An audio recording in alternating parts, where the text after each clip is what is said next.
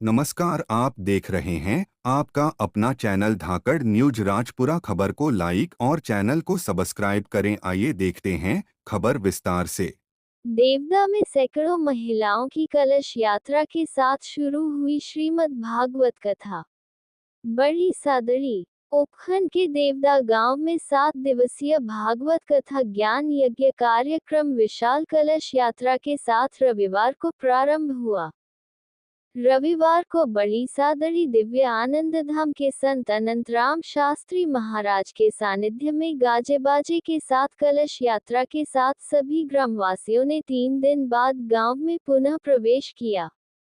कलश यात्रा सुबह 10:30 बजे भेरू बावजी जी मंदिर में पूजन के बाद प्रारंभ हुई, जो गांव के सुथार मोहल्ला और मोहल्ला रावत मोहल्ला व चारण मोहल्ला से गुजरते हुए जुलूस के रूप में कथा स्थल पर पहुंची।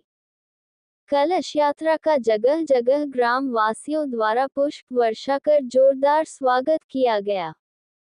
कलश यात्रा में राजस्थानी परिधानों में सज-धज कर बड़ी संख्या में आई महिलाएं सिर पर कलश धारण किए मंगल गीत गाते हुए नृत्य करते हुए चल रही थी। कथा स्थल को कार्यकर्ताओं ने आकर्षक तरीके से सजाया। आयोजन समिति के राधेश्याम और व नरेश सुथार ने बताया कि प्रतिदिन संत अनंतराम शास्त्री महाराज 11 बजे से 3 बजे तक श्रीमद् भागवत कथा का रसपान कराएंगे। रोज आरती के बाद महाप्रसाद की व्यवस्था भी कथा आयोजन समिति की ओर से की गई है। कथा स्थल पर बड़ी संख्या में श्रावक श्राविकाएं कथा का रसपान करने के लिए मौजूद थे। कथा के दौरान कई महिलाएं भक्ति के रस में नृत्य करती दिखी। कथा में भक्तों को संबोधित करते हुए संत अनंतराम शास्त्री महाराज ने कहा कि कथा श्रवण करने व इसे जीवन में उतारने से भक्तों का जीवन सुधर जाता है। बड़ी सादड़ी दिव्य आनंद धाम के संत अनंतराम शास्त्री महाराज ने नारद जी के बारे में बताते हुए कहा कि नारद वह है जो नारायण से मिला दे, जिसकी कोई बात रद्द नहीं होती हो, वह नारद है। महाराज ने कहा कि कलयुग में एक भगवान के नाम को पकड़ लो, भक्त भवसागर पार हो जाएगा। भगवान का नाम जप इस संसार से मुक्ति दिलाएगा। इस संसार में कोई सरल काम है तो भक्ति है। नारद जी के आशीर्वाद से कलयुग में भगवान का नाम सब तरफ गूंज रहा है।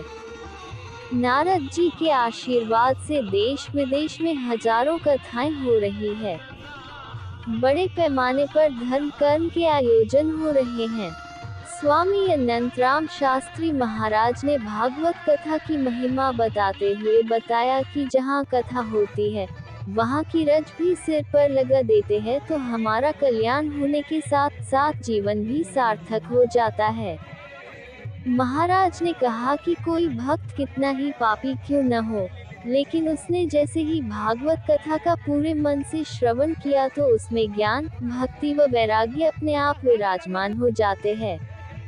कथा के बाद सभी श्रावक श्राविकाओं ने महाप्रसाद ग्रहण किया।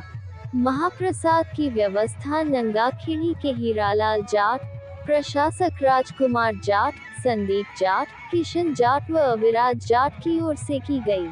वीडियो पसंद आया तो हमें लाइक, कमेंट, शेयर और सब्सक्राइब जरूर करें।